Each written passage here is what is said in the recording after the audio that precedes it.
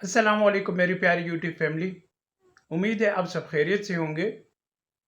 दोस्तों, आप सबको पता है कि कल 8 जून को गिलगित बल्तिस्तान में इलेक्शन हुए। इलेक्शन कैसे हुए ये आप सबको पता है।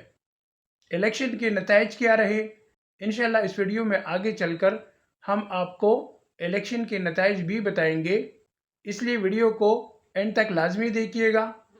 और जिन दोस्तों ने अभी तक हमारे चैनल को सब्सक्राइब नहीं किया तो काइंडली चैनल को सब्सक्राइब करें और बेल आइकन के बटन को लाजमी प्रेस करें ताकि इस तरह की मज़ीद मुफीद और मालूमाती वीडियोस आप तक बआसानी पहुंच सके।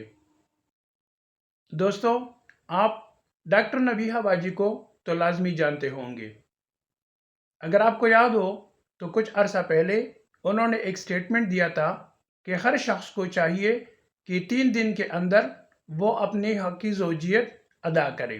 मैं ये समझता हूँ कि बात तो उनकी बिल्कुल ठीक थी, लेकिन प्लेटफॉर्म गलत था, क्योंकि ये बातें सोशल मीडिया पे करने वाली नहीं होती। ये बातें मियाँ बीवी अपनी बाहमी रजामंदी से अपने बेडरूम में जाकर तय करते हैं। दोस्तों, अब आप ये सोच रहे होंगे कि बात उनकी बिल्कुल ठीक कैसी थी। बात उनकी बिल्कुल ठीक ऐसी थी मेरे प्यारे दोस्तों कि अगर कोई मर्द या औरत हक ज़ौजियत अदा नहीं करेगा तो आप सब लोगों को पता है कि ये एक फितरी इंसानी ख्वाहिश है और इसको पूरा करने के लिए वो फिर कहीं और जाके मुंह मारेगा, मतलब है गुनाह की तरफ राग़िब होगा।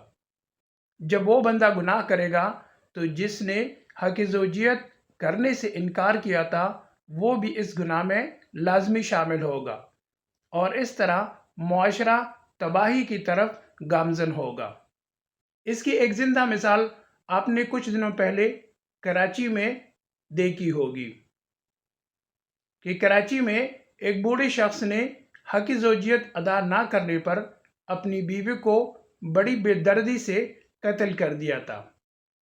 मेरे दोस्तों, वाकया कुछ ऐसे था कि एक शख्स जिसकी उम्र 50 साल से ज़्यादा थी, उसने अपनी बीवी से हक ज़ौजियत मांगी। जो बीवी ने अदा करने से इनकार कर दिया था, अब वल्लाहु आलम कि उसकी वजह क्या थी, क्योंकि वो औरत तो अभी इस दुनिया में रही ही नहीं। फिर इस शख्स ने क्या किया, इसने लोहे का राड उठाया और अपनी बीवी को इतनी बेदर्दी से मारा और इतना तशद्दुद किया कि उसकी जान ही निकल गई। अब इस सफ़ाक कातिल से कोई ये पूछे कि क्या एक मुसलमान के लिए ये करना जायज़ है?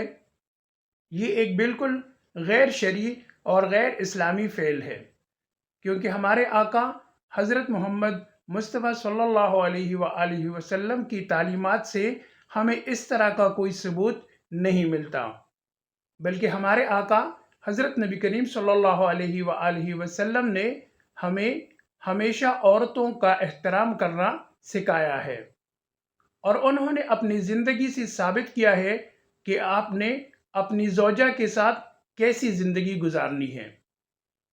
अभी कुछ लोग इसकी हिमायत में भी निकल आए हैं कि इसने अच्छा किया है, तो उन अक्ल के अंधों को सोचना चाहिए कि हम अपने आप को तो मुसलमान कहते हैं, लेकिन अपने प्यारे आका हज़रत नबी करीम सल्लल्लाहु अलैहि वसल्लम की ज़िंदगी से हमने अभी तक कुछ भी नहीं सीखा। इस तरह का एक और वाक़या कुछ ही दिनों पहले क्वेटा में रूनुमा हुआ, जब एक लेडी डॉक्टर की मुंह पर अस्पताल में ही तेज़ाब फेंकने की कोशिश की गई। तो हम ये सोचते हैं कि दोस्तों, हम ये कैसे मुआशरे में रह रहे हैं। हमारे मुआशरे की हालत बहुत ख़राब होती जा रही है और इस पर हम सबको सोचना चाहिए। तो आखिर में हमें आपको जीबी की इलेक्शन के नताइज के बारे में भी बता दूं। जीबी के इलेक्शन में पीपल्स पार्टी ने 9 सीटें हासिल की हैं, मुस्लिम लीग नून को 5 सीटें मिली हैं और आज़ाद अरकान जिनका ताल्लुक तहरीक इंसाफ से है उनको 8 सीटें मिली हैं। दोस्तों, अगर आपको वीडियो अच्छी लगी हो तो वीडियो को लाइक ज़रूर कीजिएगा और कमेंट सेक्शन में اپنی رائے کا اظہار لازمی کیجیے گا۔